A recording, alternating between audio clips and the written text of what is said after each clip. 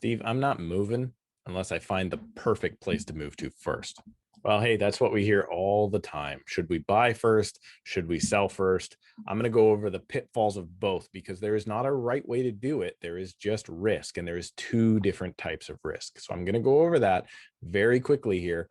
But first, I'm going to ask you to click subscribe. If you find any information here valuable at all today, hit that notification bell so you don't miss any of our notifications or videos.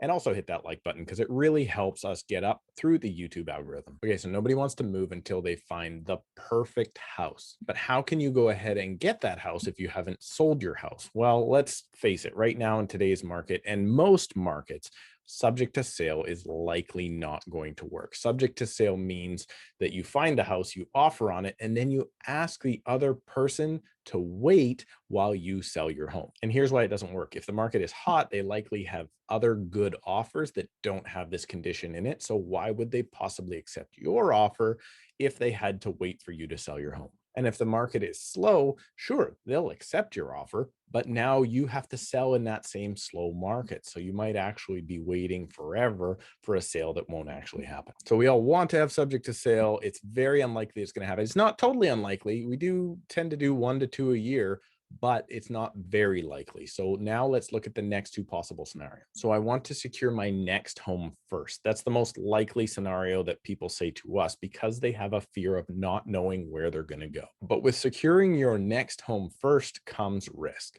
And that risk is financial risk. You see, to secure your next home first, what you have to do is you have to go through the whole rigmarole of offering, inspecting, financing, all that stuff, and actually coming up with the cash deposit and paying it. But that's not the big part of the financial risk. The risk is what happens if you have to then sell your home because now you're tied to two properties.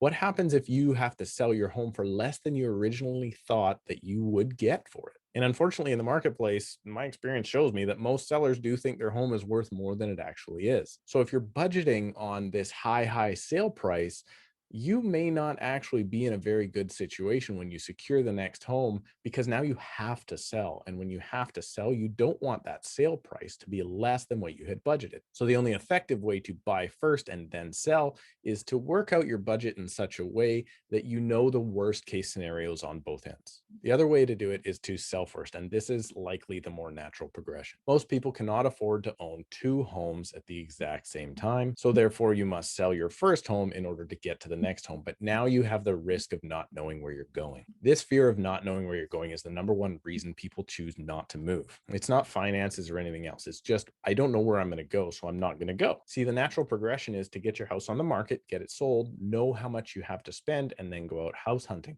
But the misconception is that the getting sold and moving out happens very quickly. In most markets, it's not crazy to think you can get a 90 to 120 day close. And let me tell you, every time we do negotiate a 120-day close, you as the homeowner often find the perfect property for you within a week. And now you want to move everything up. And that's why it is the natural progression. People need to know how much they have to spend because the risk of financial hardship, in my opinion, is a heck of a lot worse than the risk of not knowing where you're going. But if you're not financially in that hardship right now, it's really easy to think that you will be homeless. And now you can see why people want to buy first. So the moral of the story is here, there is no buy first or sell first. There's no right answer. The right answer is which risk would you like to take on? And if you are going to take on the financial risk and purchase first, you better know your numbers. And I would say you even want to shoot for those high purchase prices and low sale numbers. So no matter what happens, you'll actually be better off somewhere in the middle. But don't be scared of the other side of the risk, fear of the unknown. People on the other side of a real estate transaction don't end up going homeless. The only time they end up going homeless is when they choose to do so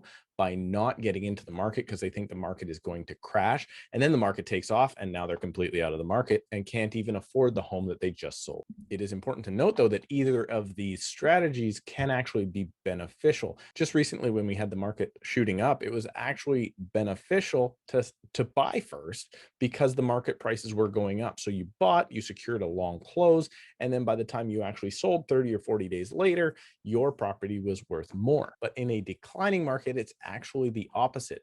You might have paid for a higher price now, and then as the market dips down, you're going to have to sell for less than you had originally thought, thus putting you in a horrible financial situation, something I would never do, but hey, financially, I'm probably on the conservative side. So there you have it. There is no perfect situation. It's either financial risk or risking not knowing where you're going. The choice is yours. Hopefully, what you can do is get a real estate professional in your area to help you guide and decide what the best situation is for you. If I've given you anything to chew on in your brain for a little bit, please make sure to hit that like button and also subscribe. It really helps the channel.